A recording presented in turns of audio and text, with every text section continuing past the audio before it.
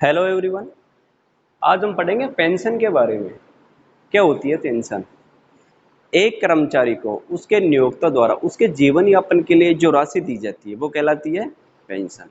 अब पेंशन एक कर्मचारी दो प्रकार से प्राप्त कर सकता है। एक तो मंथली पेंशन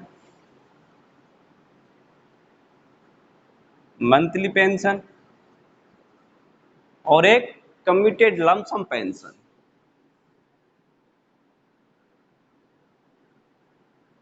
कमिटेड या लंप सम पेंशन एक मुश्त राशि। ये तो महीने पर प्रत्येक महीने प्राप्त होगी और ये रिटायरमेंट पर एक एक किस्त के रूप में प्राप्त होगी। अब यदि पेंशन चाहे गवर्नमेंट एम्प्लॉय को प्राप्त हो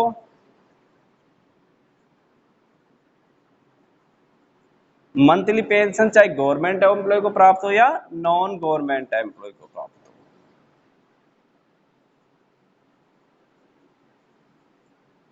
क्या होती है दोनों कर्मचारियों के लिए फुली टैक्सेबल होती है, यानी टैक्स से कोई छूट नहीं मिलती। अब बात करते हैं लमसम पेंशन की। यदि गवर्नमेंट एम्प्लॉय को मिलती है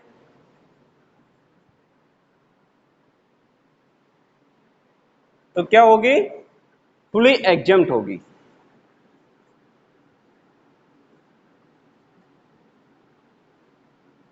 ठीक है। और यदि non government employ private employ को प्राप्त होगी तो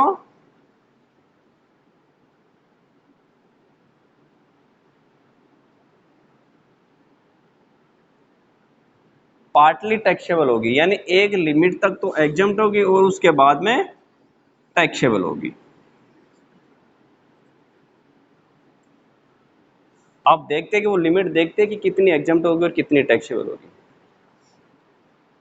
चलो आते हैं इसके ऊपर। यदि कर्मचारी को कोई पेंशन स्वीकृत होती है, एक मुश्त पेंशन स्वीकृत होती है और कर्मचारी को साथ में ग्रेच्युटी भी मिलती है तो एग्जम्प्ट कितनी होगी? यदि किसी कर्मचारी को इफ पेंशन, ऊपर कर देता हूं थोड़ा,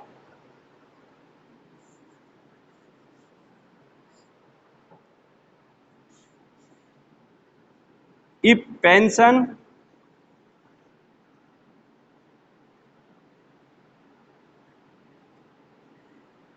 रिसीव्ड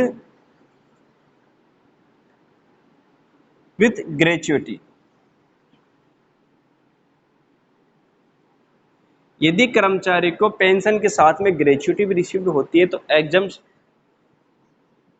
पेंशन होगी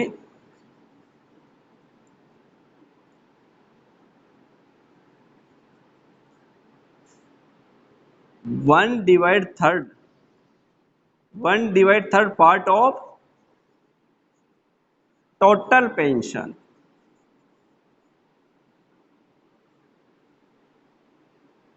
यदि कर्मचारी को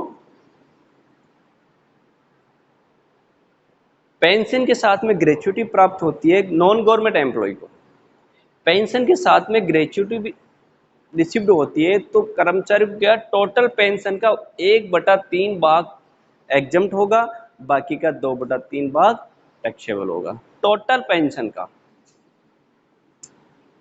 और यदि कर्मचारी को ग्रेच्युटी रिसीव नहीं होती, if pension received without gratuity,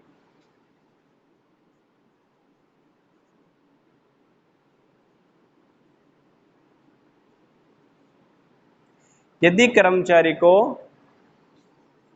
only pension प्राप्त होती है और ग्रेच्युटी प्राप्त नहीं होती तो टोटल पेंशन का 1/2 भाग एग्जम्प्ट होगा और 1/2 भाग टैक्सेबल होगा टोटल पेंशन।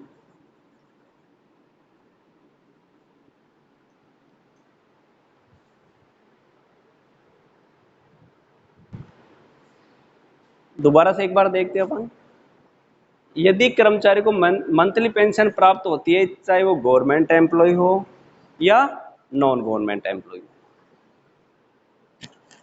तो उस केस में क्या होगा, दोनों कर्मचारियों को, चाहे कोई सा कर्मचारी, उसकी पेंशन फुली टैक्सेबल होगी, टैक्स से कोई छूट नहीं मिलेगी। ठीक है।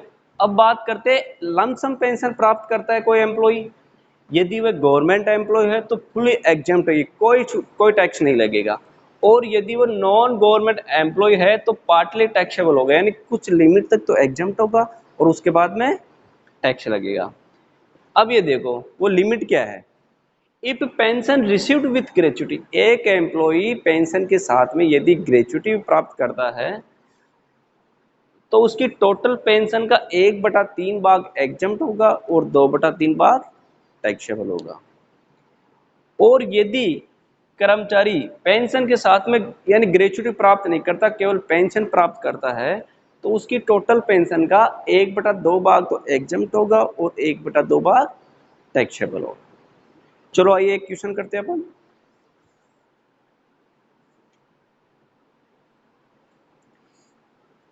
ए, राजस्थान सरकार से 1,000 रुपये प्रति माह पेंशन 1 दिसंबर 2019 से प्राप्त करता है। एक कर्मचारी है ए, वह क्या है, राजस्थान सरकार से 1,000 रुपये प्रति माह, 1,000 रुपये प्राप्त प्रति माह प्राप्त करता है, यानी गवर्नमेंट एम्प्लॉय है, लेकिन वो मंथली पेंशन प्राप्त करता है। तो मंथली पेंशन प्राप्त करता है तो कोई सा भी एम्प्लॉय, चाहे गवर्नमेंट एम्प्लॉय हो चाहे नॉन गवर्नमेंट एम्प्लॉय, दोनों एम्प्लॉयज के लिए वो टैक्सेबल होगी। तो एक को जो भी पेंशन प्राप्त होगी वो टैक्सेबल होगी। एक बात अपने को देखनी होगी, यदि मंथली पेंशन, जैसे मान लो कर्मचारी की मृत्यु हो जाती है, एम्प्लॉय की डेथ के बाद में जो भी पेंशन प्राप्त होती है उसके परिवार को प्राप्त होती है। अब परिवार को जो भी पेंशन प्राप्त होती है वो बन जाती है फैमिली पेंशन। और family pension income from salary head के अंतर्गत टैक्सेबल नहीं होगी, वह इनकम फ्रॉम अदर सोर्सेज के अंदर टैक्सेबल होगी।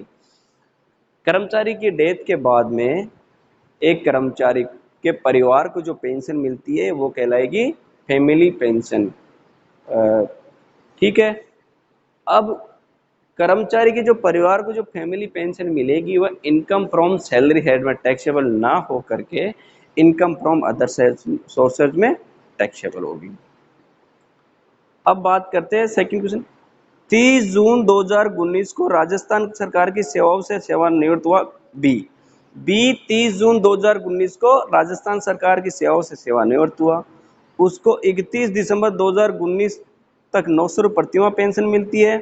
1 जनवरी 2020 को उसने अपनी पेंशन के 2/3 भाग के स्थान पर एकमुश्त 1 लाख रुपए प्राप्त किए।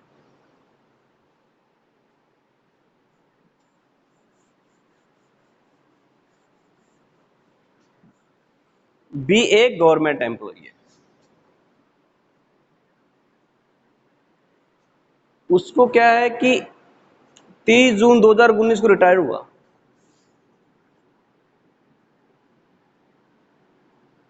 यानी 1 जुलाई से उसको जो मंथली पेंशन मिलेगी उसको 31 दिसंबर 2019 तक 900 रुपये प्रति माह पेंशन मिलती है, यानी जुलाई से दिसंबर तक 900 रुपये प्रति माह पेंशन मिली है उसको।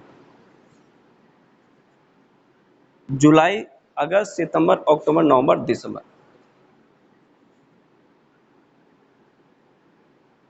5400 रुपये उसको टोटल पेंशन मिली, मंथली पेंशन 6 महीने के लिए। अब ये तो उसकी टैक्सेबल हो जाएगी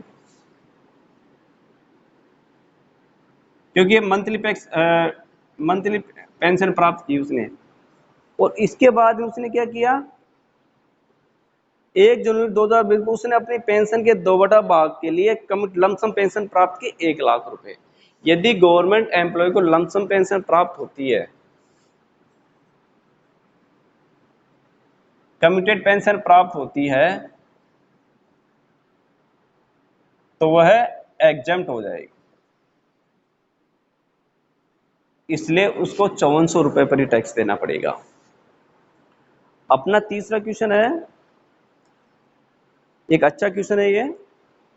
सी, 31 जुलाई 2017 को एक कंपनी से सेवानिवृत्त हुआ।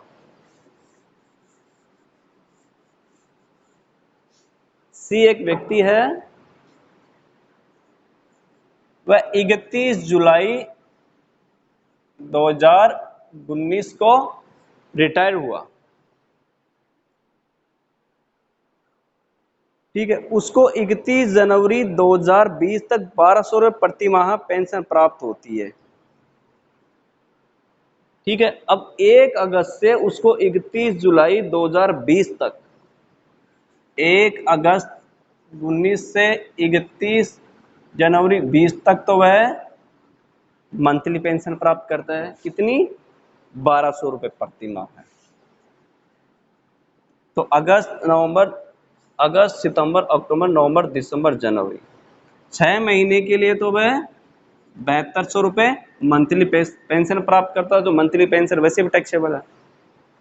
अब उसके बाद में क्या करता है वह, 1 फरवरी 2020 को उसने अपनी पेंशन के 3/4 भाग के लिए स्थान पर एक मुश्त 90,000 रुपये प्राप्त किए। कितने प्राप्त किए? 90,000 रुपये प्राप्त किए। कम्यूटेड पेंशन के लिए कितने प्राप्त किए उसने? 90,000। कितने पार्ट के लिए किए? 3/4 भाग के लिए,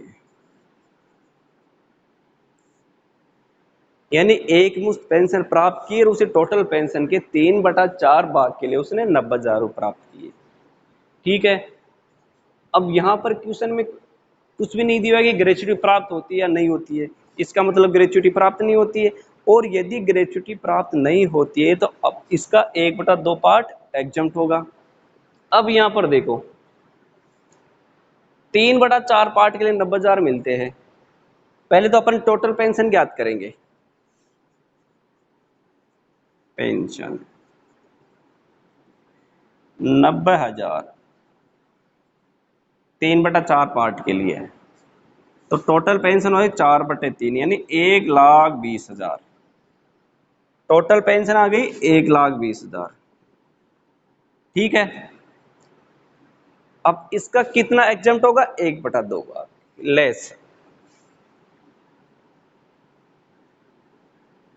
एग्जम्प्ट हो जाएगी 1,20 का 1/2 भाग, यानी 60,000 रुपये एग्जम्प्ट हो जाएंगे। ठीक है, पेंशन कितनी मिल रही है उसको? 90,000 रुपये। तो ये 90,000 में पेंशन रिसीव्ड 90,000। अब 60,000 रुपये एग्जम्प्ट हो गए तो टैक्सेबल कितने हो जाएंगे? 30,000।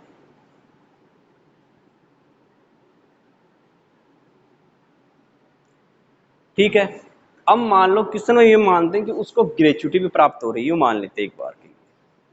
अब ग्रेच्युटी प्राप्त हो रही है, टोटल पेंशन कितनी हो गई अपनी? 60,000।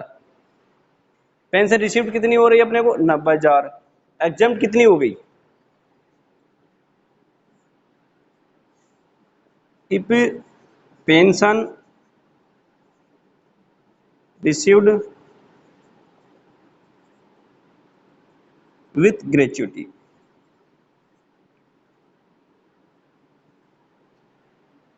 पेंशन रिसीव्ड कितनी हुई अपने को?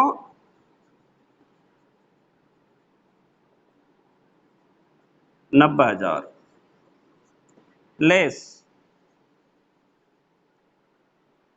टोटल पेंशन हो गई अपनी 1,20,000। 1,20,000 का 1/3 भाग 1/3 कितना? 40,000 रुपये एग्जम्प्ट हो जाएंगे। टैक्सेबल पेंशन कितनी हो गई? 50,000।